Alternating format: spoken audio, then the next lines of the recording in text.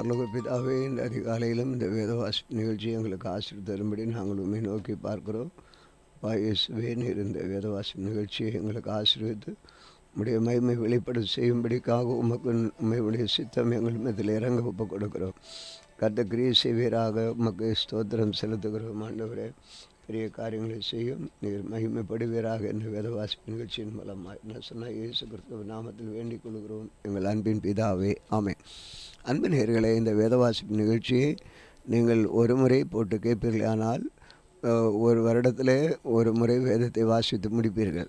எத்தனை முறை நீங்கள் போட்டு கேட்பீர்களோ அத்தனை முறை இதை நீங்கள் வாசித்து முடிக்கிறது போல காணப்படும். இரண்டாவது, இதனுடைய மகிமை என்னவென்றால், எப்பொழுதுமே நம்முடைய கரங்களில் வேதம் இராது. ஆனால் செல் எல்லாருடைய கரங்களில் இருக்கிறது. பயண நேரங்கள் இருக்கிறது, வேலை ஸ்தலங்களிலும் இருக்கும். அவைகளை எடுத்து நீங்கள் வேலை செய்யும் பொழுதும் பயண நேரங்களிலும் வீடுகளில் இருக்கும் பொழுது நீங்கள் இதை போட்டு கேட்டுக்கொண்டே இருக்கலாம். அப்பொழுது அது உங்களுக்கு ஆசீர்வாதத்தை தரும், மன அமைதி தரும், சமாதானத்தை தரும், வியாதியிலிருந்து விடுதலை, இப்படிப்பட்ட நல்ல தெய்வீக விசுவாச வார்த்தைகள் இருக்கிறது. ஆகவே இதை நீங்கள் பயன்பெற கர்த்தர் உதவி செய்வாராக. ஆமென். இன்றைக்கு நான் வாசிக்க வேண்டிய வேத பகுதி ஏசாயா தீர்க்கதரிசியின் புஸ்தகம் 25ஆம் அதிகாரம், the book of Isaiah chapter 26, 25 and 26 and 29, 27.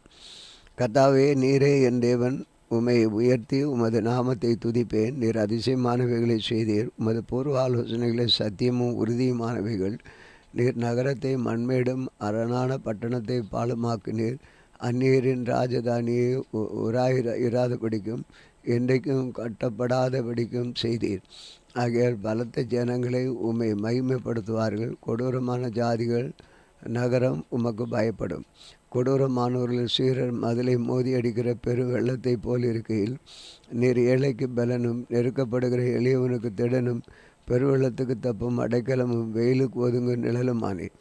வறட்சியான இடத்தின் காங்கை மேகத்தினால் தணிவது போல அந்நியரின் மும்முரத்தை தணிய பண்ணுவேன். மேகத்தின் இளநினால் வெயிலை தணிகிறது போல் செல்வந்தரின் ஆரவாரம் தணியும். சேனைகளின் கர்த்தர் இந்த மலையிலே சகல ஜனங்களுக்கும் ஒரு விருந்தை ஆயத்தப்படுத்துவார். அது கொழுமையான பதார்த்தங்களும் பழமையான திராட்சரசமும் ஊனும் நினமும் உள்ள பதார்த்தங்களும் தெளிந்த பழமையான திராட்சரசமும் நிறைந்த விருத்தாயிருக்கும்.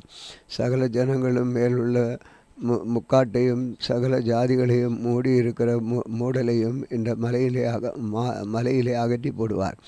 அவர் மரணத்தை ஜெயமாக விளங்குவார். கர்த்தராகிய தேவன் எல்லா முகங்களிலும் இருந்து கண்ணீர்கள் துடைத்து தமது ஜனத்தின் நிந்தையை பூமியில் இராதபடி முற்றிலும் நீக்கி விடுவார். கர்த்தரே இதை சொன்னார். அக்காலத்திலே இவரே நம்முடைய தேவன், இவருக்காக காத்திருந்தோம், இவர் நம்மை ரட்சிப்பார், இவரே கர்த்தர், இவருக்காக காத்திருந்தோம், இவருடைய ரட்சிப்பினால் களிவுறுவது மகிழ்வோம் என்று சொல்லப்படும். கர்த்தருடைய கரம் இந்த மலையிலே தங்கும். கூளம் எருக்களத்தில் மிதிக்கப்படுவது போல மோவாப் அவர் கீழ் மிதிக்கப்பட்டு போகும். நிந்திக்கிறவன் நீந்துவதற்காக தன் கைகளை விரிப்பது போல நீந்துகிறதற்காக தன் கைகளை விரிப்பது போல அவர்கள் தமது கைகளை அவர்கள் நடுவிலே விரித்து அவர்கள் பெருமையையும் அவர்கள் கைகளின் சர்ப்பணிகளையும் தாழ்த்தி விடுவார். அவர்கள் உன் மதில்களுடைய உயர்ந்த அரண்களுக்குள்ளே தாழ்த்தி தரையிலே தோளாக அழிப்பீர். அதிகாரம் 26. அக்காலத்தில் யூதா தேசத்தில் பாடப்படும் பாட்டாவது, பலனான நகரம் தமக்கு உண்டு, ரட்சிப்பை அதற்கு மதிலும் அரணமாக ஏற்படுத்துவார். சத்தியத்தை கை கொள்ளுகிற நீதியுள்ள ஜாதி உள்ளே பிரவேசிப்பதற்காக வாசல்களை திறவுங்கள். உம்மை உறுதியாய் பற்றி கொண்ட மனதை உடையவன் உம்மையை நம்பியிருக்கிறபடியால் நீர் அவனை பூர்ண சமாதானத்துடன் காத்து கொள்வீர். கர்த்தரை என்றென்றைக்கு நம்பிக்கையுள்ள கர்த்தராகிய யெகோவா நித்திய கண்மலையாக இருக்கிறார். அவர் உயரத்திலே வாசமாக இருக்கிறவர்களையும் கீழே தள்ளுகிறவர், உயர்ந்த நகரத்தையும் தாழ்த்துகிறவர். அவர் தரை மட்டும் தாழ்த்தி அது மண்ணாக மட்டும் விடிய பண்ணுகிறவர். சகல கால் அதை மிதிக்கும். சிறுமையானவர்களின் காலும் எளிமையானவர்களின் அடிகளுமே அதை மிதிக்கும்.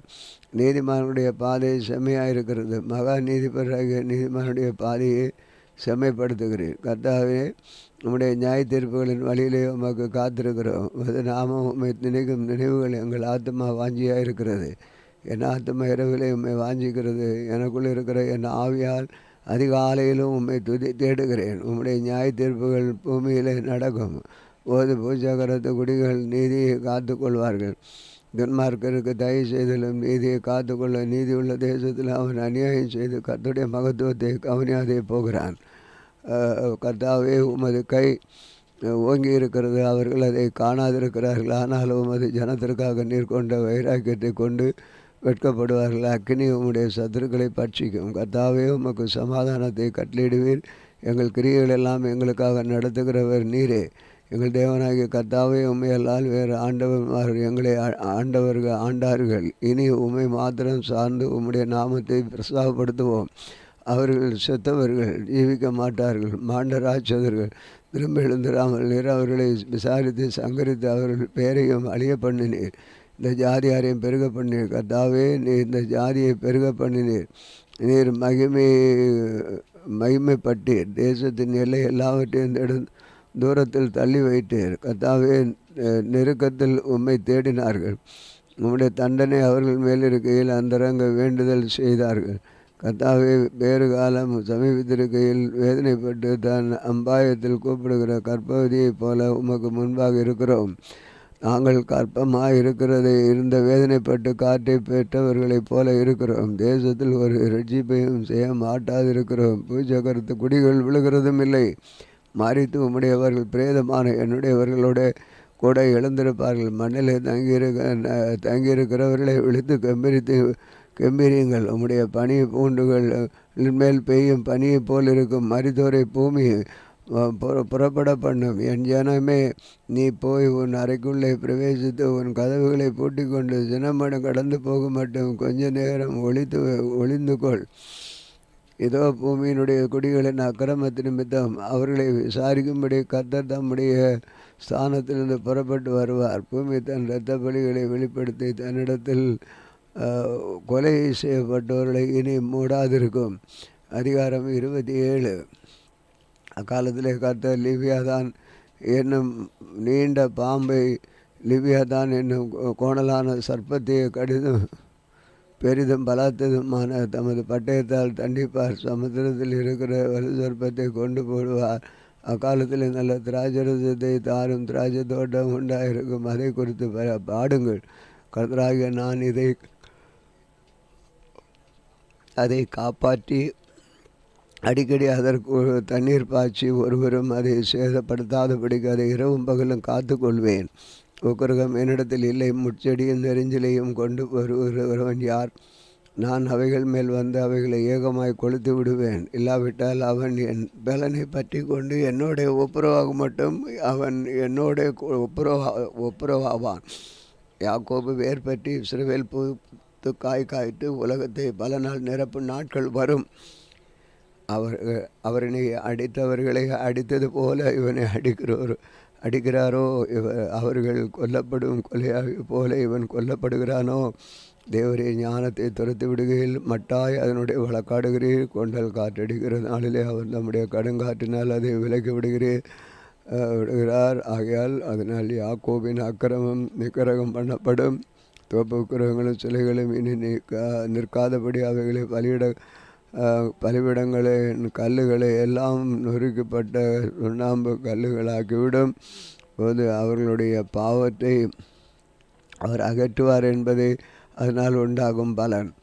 அரணான நகரம் அவாந்தரையாகும். அந்த வாசஸ்தலம் தள்ளுண்டு வனாந்தரத்தை போல விட்டுவிடப்பட்டதாக இருக்கும். கன்றுக்குட்டிகள் அங்கே மேய்ந்து அங்கே படுத்து கொண்டு அதன் தலைமுறைகளை தின்னும். அதன் கொப்புகள் உலரும் போது ஒடிந்து போகும். ஸ்திரீகள் வந்து அவைகளை கொளுத்து விடுவார். அவர்கள் அது உணர்வுள்ள ஜனமல்ல. ஆகையால் அதை உண்டாக்கினவர்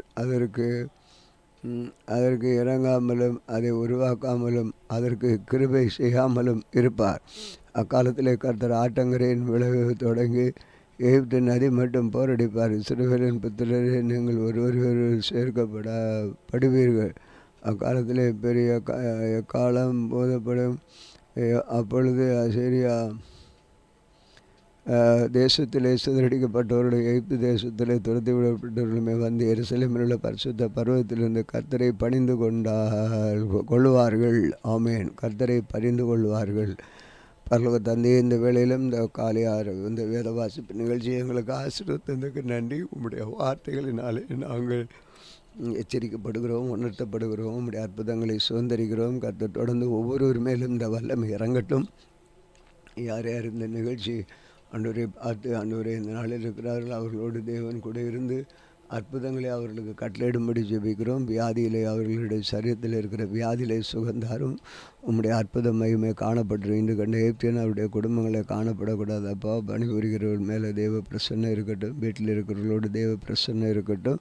இந்த மட்டும் காத்த எபினேசர் இனிமேலும் காக்க வல்லவர். ஆமாண்டோரு விசுவாச வார்த்தைகளால் தூக்கி நிறுத்துறதற்காக சோதரன் எல்லா பலவீனங்களும் உம்முடைய ரத்தம் தளிக்கப்படட்டும். மகை மைமோண்டாடு இயேசு கிறிஸ்துவ நாமத்தில் வேண்டிக் கொள்கிற பிதாவே, ஆமென். இந்த நாளிலும் எங்களுக்கு விரோதமாய் கிரியை செய்கிற சகல அந்தகார வல்லமை நாவிகளையும் நசனாகிய இயேசு கிறிஸ்துவ நாமத்தில் கடிந்து கட்டுகிறோம். ஆமென், ஆமென்.